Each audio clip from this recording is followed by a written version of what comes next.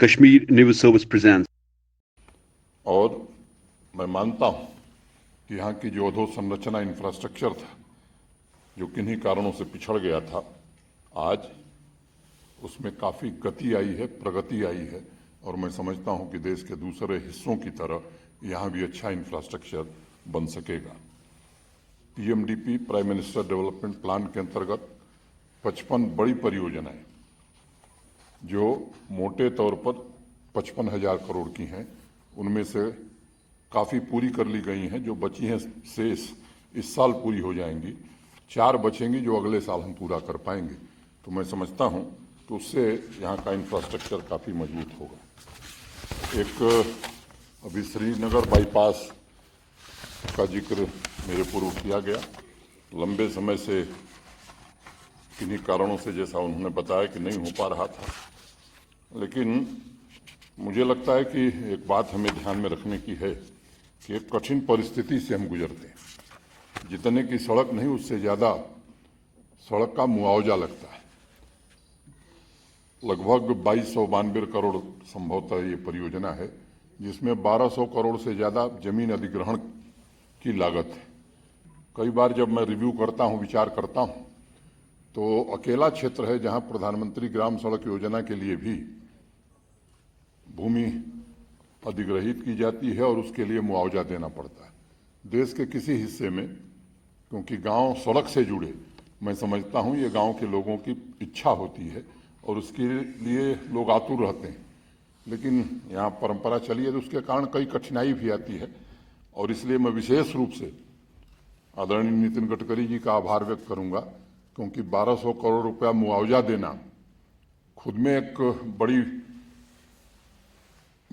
मैं कहूँ कि कठिनाई वाली, बड़ा दिक्कत वाला काम था, जिसको इनके व्यक्तिगत रुचि के कारण और विशेष रूप से रुचि के कारण ये पूरा हो सका है। मैं परियोजना के बारे में विस्तार से जाने की जरूरत मैं नहीं समझता हूँ, लेकिन एक दो बात मुझे लगता है कि करने की जरूरत जरूर है। देश में राष्ट्रीय राजमार्गों का निर्माण और उनकी गति के बारे में सदैव प्रश्न चिन्ह उठता था। मेरे मन में एक जिज्ञासा बराबर उठती थी कि आखिर ये गडकरी जी ने क्या ऐसा कर दिया कि कोरोना के पैंडेमिक में भी 37 किलोमीटर नेशनल हाईवे रोज बन रही है। तो मैं बहुत विचार करता था कि ऐसा कौन सा जादू है, किस जादू का इस्तेमाल वो कर रहे हैं। तो मैंने थोड़ा तह में जाने की कोशिश की कि आखिर कारण क्या है। और खोजबीन के बाद मुझे एक दस्तावेज मिला, एक किताब मिली, 1960 की वो किताब है, और उसमें मैंने पाया कि जो गडकरी जी की जन्मभूमि है नागपुर, वहीं से हिंदुस्तान की सड़कों का विकास शुरू हुआ। और ये इसका जिक्र मैं खास तौर से करना चाहता हूँ। द्वितीय विश्व युद्ध के दौरान 1943 में देश में सड़क निर्माण के लिए नागपुर योजना बनाई गई थी। सभी बड़े इंजीनियर्स को नागपुर बुलाया गया, वहाँ एक अधिवेशन हुआ 2 दिन का, और इसमें निर्णय लिया गया कि national highway, state highway, major district road, ग्रामीण सड़कें कुल मिलाकर 4 लाख किलोमीटर सड़क का निर्माण आने वाले 10 सालों में किया जाएगा। इसमें नेशनल हाईवे के प्लान का मूल आधार बनाया गया था, और ये महत्वाकांक्षी परियोजना नागपुर योजना के नाम से उस समय प्रसिद्ध हुई थी। तो जिस शहर में इन्होंने जन्म लिया, उसी शहर से आधुनिक सड़कों की परिकल्पना इस देश में प्रारंभ हुई। मैं समझता हूं कि एक मूल कारण मैं इसको समझता हूं कि अगर श्रेय नागपुर को जाता है तो इसी कारण श्रेय गडकरी जी को भी जाता है। और जब हम अखबारों में पढ़ते हैं कि 2020-21 में गडकरी जी के नेतृत्व में 13,394 किलोमीटर हाईवे का निर्माण हुआ, तो आश्चर्य नहीं होता है। पहले रास्ता लंबा होता था, सड़क निर्माण की रफ्तार धीमी होती थी। अब आपके स्पीड की वजह से रास्ते छोटे होने लगे हैं और तरक्की और गति ये तेजी से आगे बढ़ने लगे। अच्छे सड़क की विभिन्न क्षेत्रों में तरक्की के लिए क्या महत्व है, इसके बारे में एक रिसर्च हुआ देश में आज़ादी के बाद, और उस रिसर्च में ये बात कही गई, किसी सामान को रेल या हवाई जहाज से ले जाने में कम से कम 8 बार हस्तांतरण माने ट्रांसफर करना पड़ता है, जबकि सड़क मार्ग से अगर माल हम ले जा रहे हैं तो इसकी जरूरत महज 3 बार पड़ती है। पैसेंजर सर्विस के बारे में कहा गया है कि सड़कें समाज में समता तथा विकास दोनों पैदा करती हैं। यहाँ किसी को टिकट खरीदने की जरूरत नहीं है, इसलिए मैं मानता हूँ कि सड़क निर्माण समृद्धि का सबसे बड़ा माध्यम है, और ख़ास तौर से आज की दुनिया में। जो लोग इनके कार्यालय में गए होंगे, मुझे लगता है कि एक वहाँ 4-5 लाइनें हैं जो लिख करके गडकरी जी ने अपने जहाँ बैठते हैं उसके पीछे लगाया हुआ है, और उन्होंने उसमें लिखा है, कोट है कि American roads are not good because America is rich, but America is rich because of American roads are good. तो ये मैं समझता हूं कि ये सिद्धांत भारत में भी लागू होता है, और भारत की समृद्धि का रास्ता अच्छी सड़कों से गुजरेगा, इसको प्रमाणित करके श्रीमान नितिन गडकरी जी ने पूरे देश को बताया है। मैंने पहले ही कहा कि प्रधानमंत्री जी ने बड़ी शिद्दत से कोशिश की कि हिंदुस्तान का जो मुकुटमणि है जम्मू कश्मीर, इसका इंफ्रास्ट्रक्चर विश्व स्तरीय हो, और 2014 के पहले जम्मू कश्मीर और लद्दाख मिला करके 7 नेशनल हाईवे हुआ करते थे। 2021 में आज के दिन जब हम खड़े हैं तो केवल 11 हाईवे जम्मू कश्मीर में हैं, और कई ऐसे प्रस्तावित हैं जो आने वाले कुछ दिनों में शुरू होने वाले हैं। पिछली बार जब मैं दिल्ली गया था और माननीय नितिन गडकरी जी के साथ जब विस्तार से हम लोगों की चर्चा हुई थी, तो जो हमारी दिक्कतें थी उनका चंद मिनटों में समाधान माननीय गडकरी जी ने किया, और उसके लिए मैं फिर से एक बार आभार व्यक्त करना चाहता हूं। कुल जो नेशनल हाईवे की लंबाई थी लद्दाख को मिला करके वो 1695 किलोमीटर हुआ करती थी। आज वो बढ़ करके केवल जम्मू कश्मीर में 2200 किलोमीटर हो गई है, और मुझे लगता है कि आने वाले 2 वर्षों में इसमें कम से कम 600 किलोमीटर की और बढ़ोतरी होने वाली है। तो इसलिए मैं मानता हूं कि यहाँ के प्रगति में, विकास में, आर्थिक उन्नयन में राष्ट्रीय परिवहन मंत्रालय का बड़ा भारी योगदान होने वाला है। मैं बाकी चीज़ों के विस्तार में नहीं जाना चाहता हूं, लेकिन 2014 से 21 के बीच लगभग 1000 किलोमीटर के नए नेशनल हाईवे सिर्फ जम्मू कश्मीर यूटी में घोषित किए गए हैं। और आप सबको मालूम है कि जो रेल लाइन बन रही है, चेनाब नदी पर बनने वाला दुनिया का सबसे ऊंचा ब्रिज, वो आने वाले 6 महीने में पूरा हो जाएगा, तो अगले साल कश्मीर कन्याकुमारी से रेल मार्ग से भी जुड़ जाएगा। हवाई परिवहन के क्षेत्र में भी कुछ बड़े फैसले हुए हैं, और पहली इंटरनेशनल फ्लाइट शारजाह की अक्टूबर महीने में हम शुरू करने जा रहे हैं। एयर कार्गो भी इसी सितंबर में ख़त्म हो जाएगा, तो एयर कार्गो भी शुरू हो जाएगा। इसके कारण यहाँ के आर्थिक विकास में निश्चित रूप से प्रगति आएगी। विकास ही विकास दिखाई देता है। हमारे रोड ट्रांसपोर्ट और परिवहन के मंत्री श्री नितिन गडकरी जी,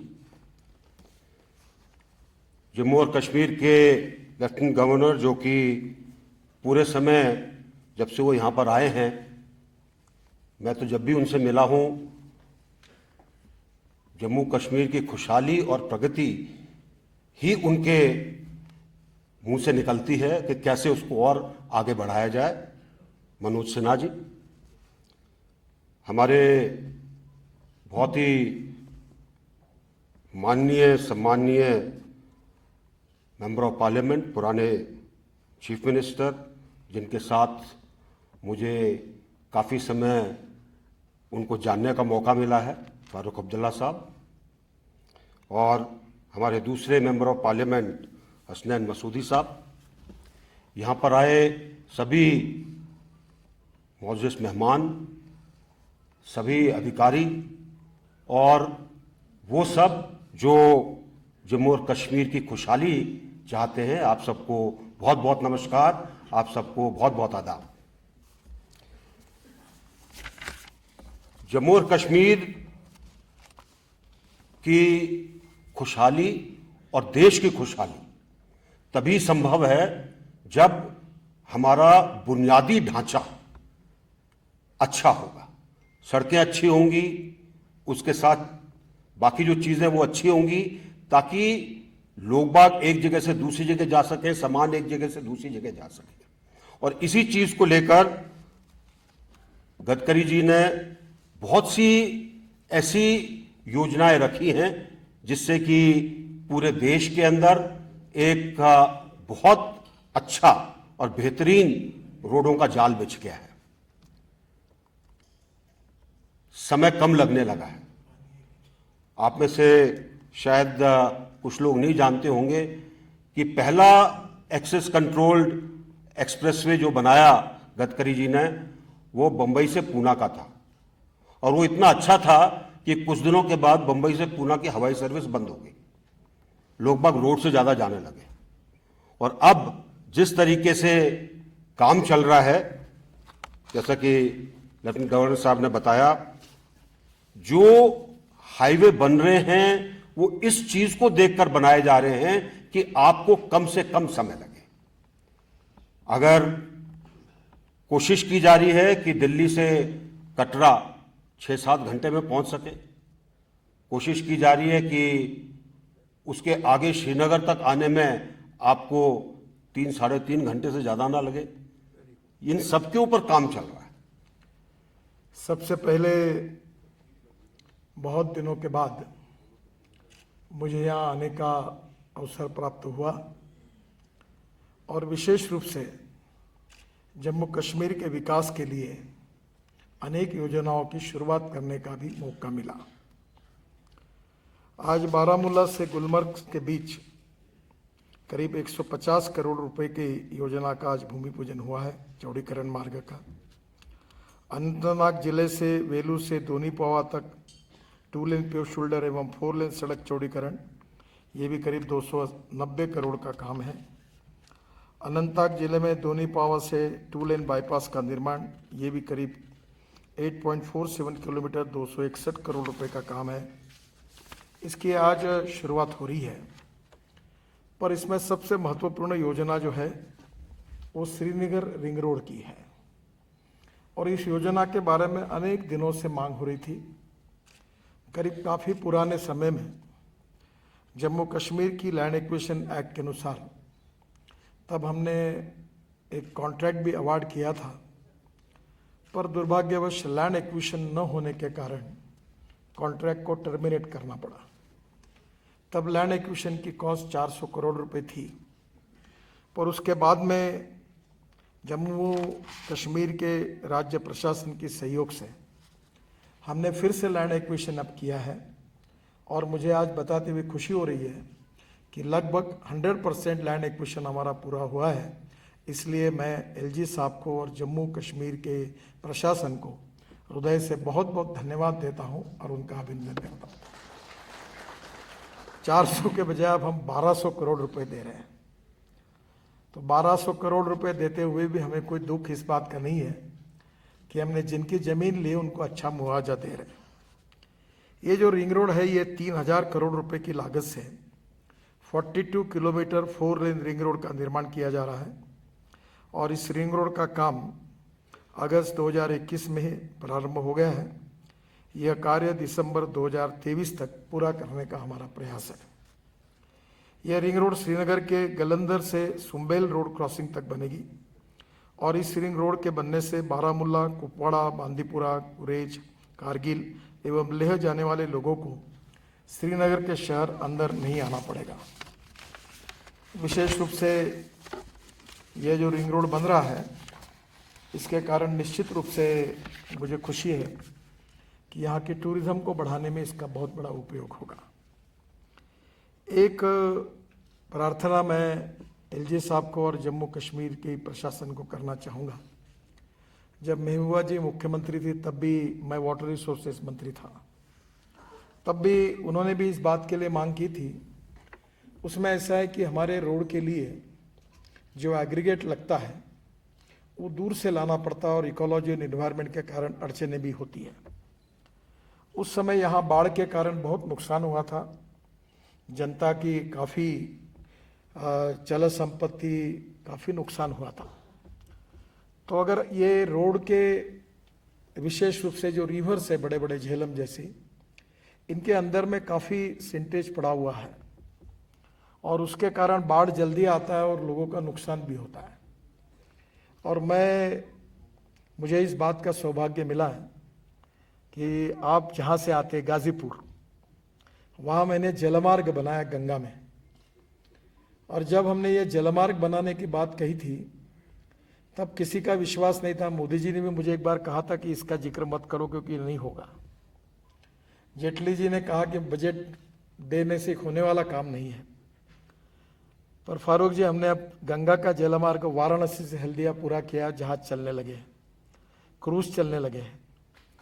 फिर उसके बाद हमने बंगाल के खाड़ी से समुद्र है, फिर मैंने मेरे समय में ब्रह्मपुत्रा में भी ड्रेजिंग पूरा किया 3 मीटर का, और उसके बाद में बराक रिवर जो है उसका भी पूरा किया। और 1 से 3 भारत के रिवर्स को जलमार्ग में परावर्तित करने वाला बिल भी पार्लियामेंट में पास किया है, और उसमें झेलम भी है। आपके यहाँ की भी नदियाँ हैं, तो मैं ये अनुरोध करूँगा कि वहाँ से जो पत्थर निकलते हैं वो कुछ मटेरियल हमारे काम में आएगा, और कुछ मटेरियल जो होगा वो हम लोग इस प्रकार से उसका पत्थर जैसे प्लास्टिक के रूप में कन्वर्ट करके दोनों बाजू में, रिवर के बाजू में ऐसी दीवार खड़ी कर देंगे कि बाढ़ के कारण किसका नुकसान भी नहीं होगा। और उसका जो मटेरियल है वो रोड में यूज़ होगा, तो उसके कारण बड़े प्रमाण पर हम विदाउट एक पैसा भी आपसे न लेते हुए आपका बाढ़ का भी होने वाला नुकसान टल जाएगा, और उसके साथ साथ रोड के काम में भी ये काम में आएगा। हमारे महाराष्ट्र में 1.5 लाख किसानों ने आत्महत्या की क्योंकि पानी नहीं है, और इसलिए हमने इस प्रकार से एक बुल्ढाना पैटर्न में अनेक रोड पर ब्रिज कम बंधारे बनाए, पानी को रोका, और पानी की बहुत ही दिक्कत है वहाँ। और उसके साथ साथ हमने नदी नालों का खोलीकरण और रुंदीकरण किया। इतनी सुबद्धता आई है, इतनी समृद्धि आई है कि वहाँ लाखों एकड़ जमीन पानी के नीचे आई, और कुएं को पानी जो नहीं था वो पानी आ गया।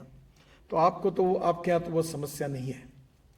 और ये जो काम हम कर रहे थे उस NGO को जिसमें मैं सहयोगी हूँ, उसको वर्ल्ड अवार्ड मिला है।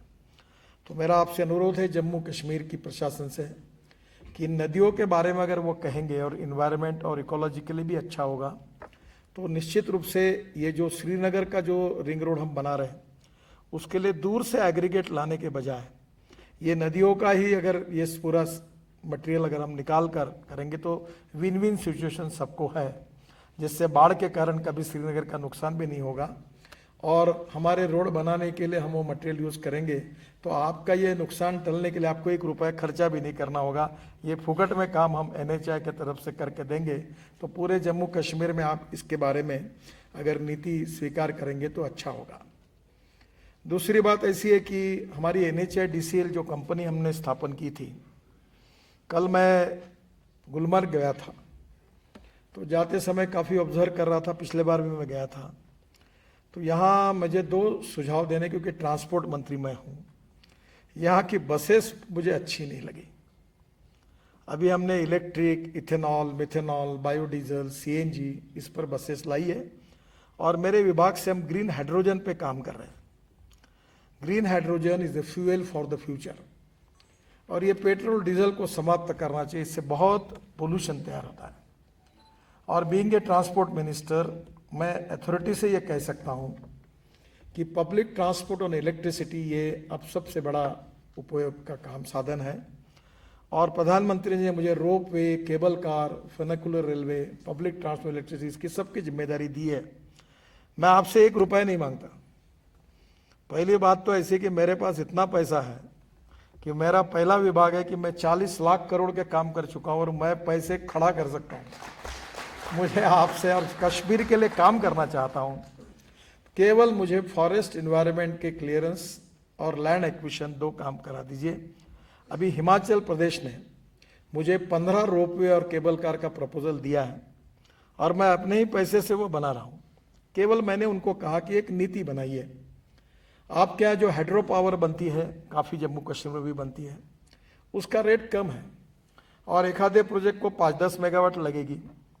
तो हिमाचल प्रदेश को मैंने ये कहा था कि आपके यहाँ पावर सरप्लस है, आप रोपवे केबल कार जो चलेगी इलेक्ट्रिक पर, उसके लिए आप 4 रुपये के यूनिट से पावर दीजिए, बस इतना करिए और इतने क्लियरेंस दीजिए, बाकी सब मैं वायबल करके पैसे लाऊंगा। और यहाँ जो आपके यहाँ 2 ही वर्ल्ड में कंपनी है, प्यूमा जिसने आपके गुलमर्ग में बनाया और दूसरी है डॉफलमेयर जो हमारे ऑस्ट्रिया की है, और दोनों टेक्नोलॉजी हमने लाई है और मेरे डिपार्टमेंट ने इसके जो स्टैंडर्ड्स है वो भी तय कर दिए। और अभी तो मैं देश में 4-5 जगह पर ऐसे ब्रिज बना रहा हूँ कि नीचे में 8 लेन रोड, ऊपर में 6 लेन ब्रिज फर्स्ट लेवल, फिर उसके ऊपर में 6 लेन ब्रिज सेकंड लेवल, और उसके ऊपर से ये पब्लिक ट्रांसपोर्ट सिस्टम और इलेक्ट्रिक पूना में बना रहा हूँ, शिरूर से लेकर वाघोली तक 50 किलोमीटर। चेन्नई में बना रहे हैं, मैंने खुद नागपुर में अपने शहर में मेरी कॉन्स्टिट्यूंसी में नीचे में रोड, ऊपर में ब्रिज और ऊपर में मेट्रो। तो ये टेक्नोलॉजी बहुत बदली हुई है, तो आपके यहाँ भी हम लोग इसका सबका उपयोग करना चाहते हैं। तो ये ropeway, cable car, funicular railway की, जैसे मनोज जी हिमाचल प्रदेश ने जो पॉलिसी पास की वो आप बुला लीजिए और वो करके अगर आप मुझे देंगे तो जितनी रोपवे, केबल कार, फनिकुलर आपको कब्जे में बनानी है उतनी बनाने के लिए मैं तैयार हूँ, आपको सहयोग करने के लिए तैयार हूँ। और निश्चित रूप से इससे बहुत टूरिज्म बढ़ेगा और जम्मू कश्मीर के अनेक युवाओं के हाथों को रोजगार मिलेगा। दूसरी इम्पोर्टेंट चीज़ ऐसी है कि जिसके लिए भी हम कटरा में अभी इंटरमोडल स्टेशन बना रहे हैं, आपने ही सहयोग दिया है, बहुत बड़ा स्टेशन बना है। वहाँ हम लोग लॉजिस्टिक पार्क बना रहे हैं, बस पोर्ट बना रहे हैं, वहाँ पार्किंग प्लेस बना रहे हैं, काफ़ी सुंदर बना रहे हैं। और ये आपके सब स्टेशन के लिए मैंने मनोज कुमार जी को जो बैठे हैं उनको कहा कि मुझे ऐसा आर्किटेक्ट नहीं चाहिए। तो हबीब खान करके हिंदुस्तान के आर्किटेक्ट एसोसिएशन के ऑल इंडिया के प्रेसिडेंट हैं, वो मेरे मित्र थे और वो यहाँ आके गए श्रीनगर, और आपके पूरे रोड साइड एमिनिटीज़ और कटरा से लेकर सब डिज़ाइन करने के लिए मैंने उनको कहा। और उनके जो डिज़ाइंस हैं आज मनोज कुमार जी जाने के पहले आपको दिखा देंगे, इतने सुंदर डिज़ाइंस बनाए हैं कि ये वर्ल्ड प्राइड की जगह से डिज़ाइंस बनाए हैं। तो मैं आपको ये निश्चित रूप से जम्मू श्रीनगर में भी, यहाँ मैं कल कुछ व्यापारियों से मिला मुझे रास्ते में, तो कह रहे थे हमारे यहाँ लॉजिस्टिक्स ये नहीं है, कॉस्ट बढ़ती है। तो मैंने कहा कि मैं आपकी लॉजिस्टिक कॉस्ट 2 साल के अंदर कम कर दूंगा। तो आपका यही कि श्रीनगर के इस रोड पर भी आप कहीं अगर ज़मीन मुझे ढूंढ कर देते हैं तो मैं जब यहाँ श्रीनगर के लिए भी बहुत बड़ा लॉजिस्टिक पार्क, बस पोर्ट यानी बस स्टेशन, अभी यहाँ मैं बसेस देख रहा था कल, तो हमारे यहाँ मैं मजाक में कहता था कि जहाँ हॉर्न छोड़कर सब बचता है। और आपका तो बहुत अच्छा है कि टप पर बैठे हुए लोग नहीं मिले। बिहार यूपी में मनोज जी जहाँ से आए वहाँ टप पर लोग बैठते हैं। तो पब्लिक ट्रांसपोर्ट को हमने निगलेक्ट किया है। अब एयर कंडीशन इलेक्ट्रिक पर चलने वाली बसेस जम्मू कश्मीर में आप शुरू करिए, ये मैं ट्रांसपोर्ट मिनिस्टर करके आपको कह रहा हूँ। और ये सस्ता है, टिकट आधा होगा, क्योंकि एक बेस्ट की डीजल की बस जब मुंबई में चलती है तो 115 रुपये किलोमीटर उसका खर्चा है। वो मैंने 100% बायो इथेनॉल पर चलाई जो गन्ने के जूस से होता है, नागपुर में 35 बसेस चली, उसकी कॉस्ट 78 रुपीज़ पर किलोमीटर है। और जो इलेक्ट्रिक पर चलती है, पूना में अभी बसेस आई इलेक्ट्रिक की, कल परसों मैं पूना में ही था, कोल्हापुर कराड़ में, वो बसेस मैंने देखी, वो मैंने ही लाई। वो बसेस की 50 रुपये पर किलोमीटर कॉस्ट है। तो जम्मू कश्मीर की जनता टिकट रेट 25% कम करके 100%, अब एयर कंडीशन की यहाँ जरूरत नहीं है, पर लग्जरी बस में बैठ सकती है। और इसलिए आप इसको निश्चित रूप से करिए। और दूसरी एक योजना जो मैंने अपने नागपुर शहर में पहली बार, आप रेलवे मंत्री थे, रेलवे से क्लियर की है, वो है ब्रॉडगेज मेट्रो। और वो तो यहाँ संजीवनी होगी, उसकी स्पीड गाड़ी की 140 किलोमीटर प्रति घंटा है। और वो जो मेट्रो है 6 डब्बे की है, 2 इकोनॉमिक क्लास, 2 बिजनेस क्लास और 4 इकोनॉमिक क्लास। और जम्मू कश्मीर में जो ट्रैवल एजेंट है उन्हीं को दो, प्रकाश ट्रैवल, कोई इसकी ट्रैवल, अकबर ट्रैवल, उसकी वही खरीद लेगा। नागपुर में हमने 100 मेट्रो ऐसी अब खरीदने का निर्णय कर दिया। मेट्रो की कॉस्ट 30 करोड़ है और ये प्राइवेट, 1 रुपए की इन्वेस्टमेंट नहीं इसमें। हमारी जो ब्रॉडगेज मेट्रो बनती है उसकी हमारी कॉस्ट 380 करोड़ रुपए पर किलोमीटर है। और जो मेट्रो मैं अब तैयार कर रहा हूँ जिसकी अनुमति रेलवे मंत्रालय ने दी, वो उसकी 1 करोड़ रुपए भी पर किलोमीटर कॉस्ट नहीं, मैं 900 किलोमीटर की बना रहा हूँ। तो श्रीनगर से जम्मू तक जितनी ब्रॉड गेज है उसके ऊपर ये फास्ट गेज मेट्रो ये 1-1 घंटे में चालू हो जाएगी। तो 140 किलोमीटर की स्पीड से तो जम्मू से श्रीनगर तो मुझे लगता है 2 घंटे में हो जाएगा। और इसलिए टेक्नोलॉजी का उपयोग करके यहाँ जितना कुछ बदल होगा उससे तरक्की होगी। मुझे आज खुशी है कि मैं विशेष रूप से ये एक बात में मैं थोड़ा सा दुखी हूँ, क्योंकि ये जम्मू से श्रीनगर ये जो रोड है ये लाइफ लाइन है यहाँ की, और ये कुछ ना कुछ कारणवश थोड़ा देरी हुई है। पर मैं आपको ये वचन देता हूँ कि आज से 2 साल के अंदर जम्मू से श्रीनगर का प्रवास 3 घंटे के अंदर होगा, ऐसा ये अच्छा रोड बनेगा। ये 230 किलोमीटर की परियोजना प्रगति पर है और इसमें उधमपुर से श्रीनगर से बनियाल तक 170 किलोमीटर की 4 लेन का काम हो चुका है।